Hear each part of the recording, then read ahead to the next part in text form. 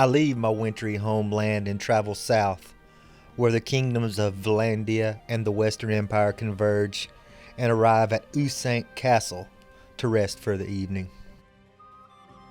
I approach the keep, and a pompous lord of Valandian stock hurls insults and demands me, my wife, and my flea-ridden backwoods ruffians to leave his castle at once.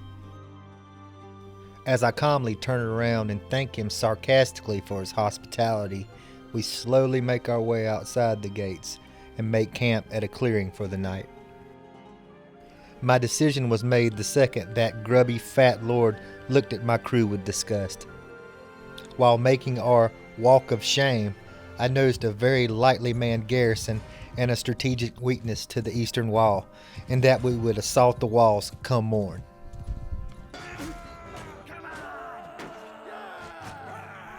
Once we breached the walls, the castle fell easily. The fat lord somehow managed to escape through a hidden tunnel and fled in the direction of the city of Taras.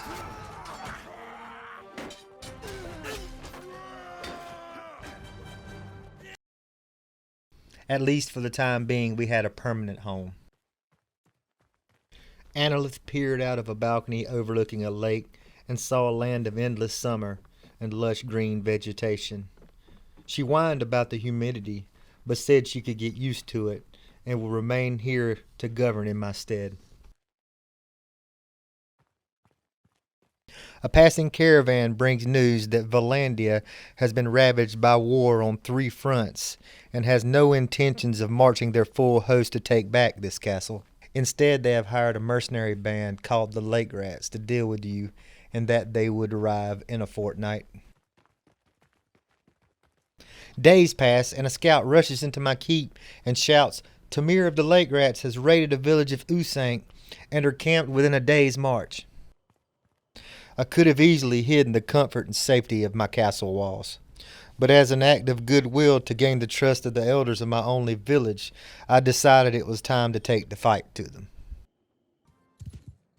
Tamir heard a faint sound in the distance that slowly got louder and louder as he realized it was galloping horses, and as my army in full force come into focus over the horizon, a look of terror and shock fills the face as he screams a call to arms to his men.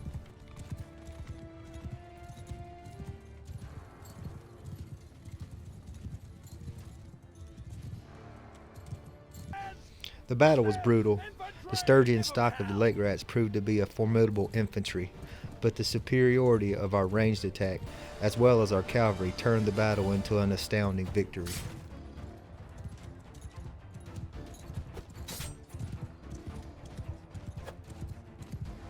News of his brother's defeat at the plains of Usank reached Borator, the leader of the Lake Rats, who was at the city of Sargo. Assuming we would be weakened by a recent battle, he gathered his forces and started marching around the mountain pass to cut off our escape back to our castle walls. This would be the battle that would either make or break my clan.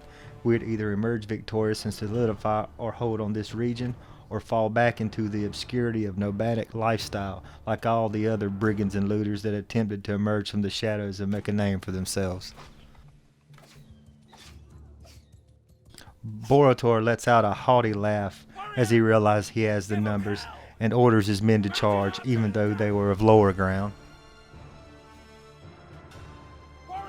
Suddenly, a wave of my battle-hardened infantry emerges over a hill topped with archers, as my cavalry flanked from west to east. The battle was over. Borator's impatience had cost him everything, but I spared his life as a message to Valandia. A few days later, an emissary from King Durthert of Valandia requested an audience. He downplayed the importance of this castle in the grandeur that was Valandia, and offered a truce in exchange for compensation for taking the pompous fat lord's ancestral home. I paid the modest sum from my coffers and sent him on his way. I had finally secured a place that was all my own. I didn't know it yet, but this would be the cornerstone of what would be a grand kingdom, one that would even rival that of a unified empire.